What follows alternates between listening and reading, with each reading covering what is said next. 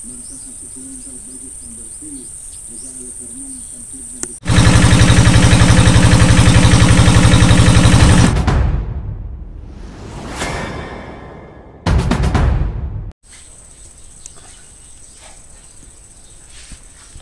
weekend, everyone. I'm gonna cook vine again, cassava with beans and some fish. Naunahan na tayo ni Miniming. Nakaisa na siya. Gutom na kasi. Wawa naman. So, let's get it started. Let's start the fire. Of course. The kakangate. The second gata pala, hindi kakang gata. By the way, I'm your Kuya Kaluto. Ayan po, embedded na sa aking self-made na sanduk. Right? Yung isa pa. Kasi naman ay matagal itong maluto. Itatap na lang natin yung beans.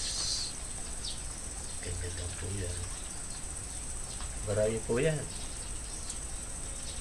Sisip-sipin ng leaves na to yung gata. Kaya kailangan buwaghag. Ang pakalagay sa kawali. Buti na lang walang ingay ngayong Saturday. Gumimiglat yung mga kapitbahay atin. Hindi na ba? So, ilagay ko na rito.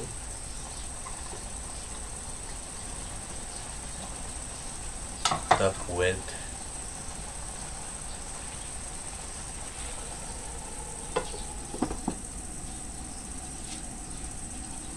Ilagay ko na yung isda natin sa ibabaw. Ooh.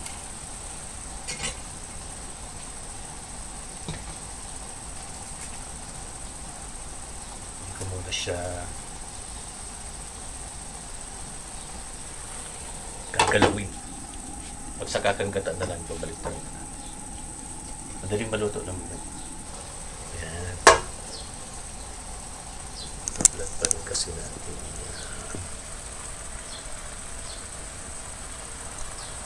Kita ba? Grabe na talaga.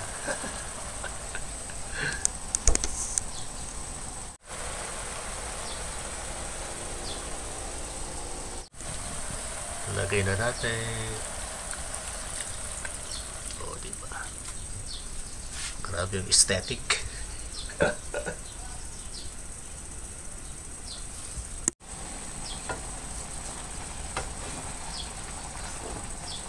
Buskad din na natin. Galaw-galaw. Para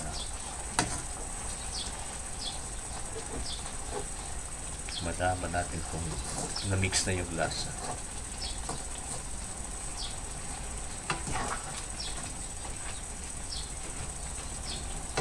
Let it boil. Ganun lang talaga ang kalakaran sa mga niluluto natin because gatang-gata. Matabang pa. So, ulitin natin na.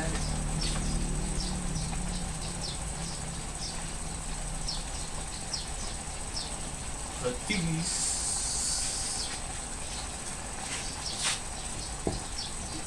Patis is life.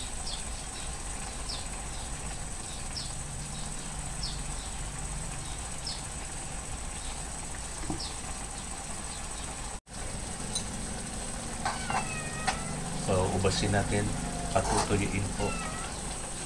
Wala pa lang tayong sili. Ang pabango. Sa Bicol kasi, kailangan palagi may sili. Kaso nakakaubos na. Ayan. Ayan natin. Masyado po masabaw eh. Parang dapat medyo konti-konti lang. Yung nagmamantika na. Ayan. Lasahan po natin.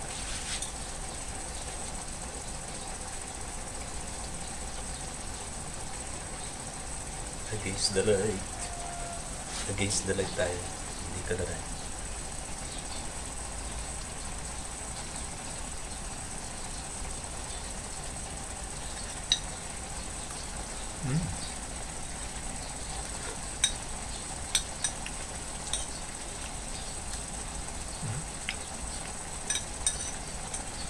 Pwede na to.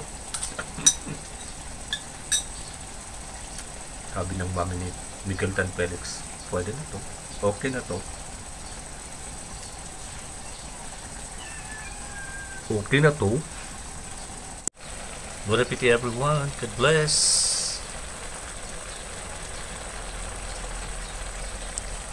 Totoo na po.